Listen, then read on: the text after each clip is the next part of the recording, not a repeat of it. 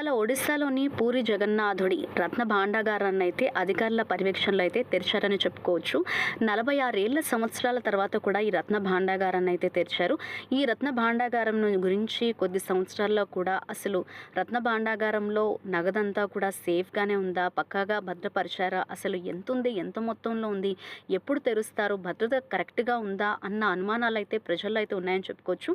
అయితే బీజేపీ ఒడిశాలో ప్రభుత్వంలోకి వస్తే రత్న భాండాగారాన్ని తెరుస్తాము, ఎంత మొత్తంలో అటు రత్నాలు కావచ్చు, నగదు కావచ్చు, ఎంత మొత్తంలో ఉందో లెక్కిస్తామంటూ కూడా ప్రజలకు హామీ ఇచ్చిన నేపథ్యంలో అటు ప్రభుత్వం అయ్యాక ఇవాళ అధికారుల పర్యవేక్షణలో రత్న భాండాగారాన్ని అయితే తెరిచారు. అప్పట్లో 46 సంవత్సరాల క్రితం కావచ్చు, ఇది వరకు కావచ్చు, రత్న భాండాగారాన్ని తెలిసినప్పుడు అటు నగదు కావచ్చు, ఎంతో అమూల్యమైన రత్నాలు, వెండి ఆభరణాలు, డబ్బులు, వెండి కావచ్చు, బంగారం ఎంతో ఉంది. దాన్ని కౌంట్ చేయడానికి అసలు సమయం సరిపోలేదు, వెలకట్టలేనంత ఉంది, మా వల్ల కాలేదన్నట్లుగా కూడా అప్పట్లో ఆ కమిషన్కు సంబంధించిన అధికారులు అయితే ఇటీవల ప్రకటించారు.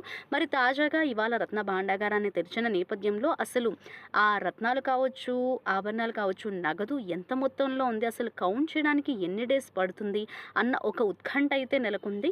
మొత్తానికి అసలు అందులో ఏముంది, విష సర్పాలు కూడా అక్కడ ఉన్నాయా, ఎటువంటి జాగ్రత్తలు తీసుకుంటున్నారో తెలియాలి మరి.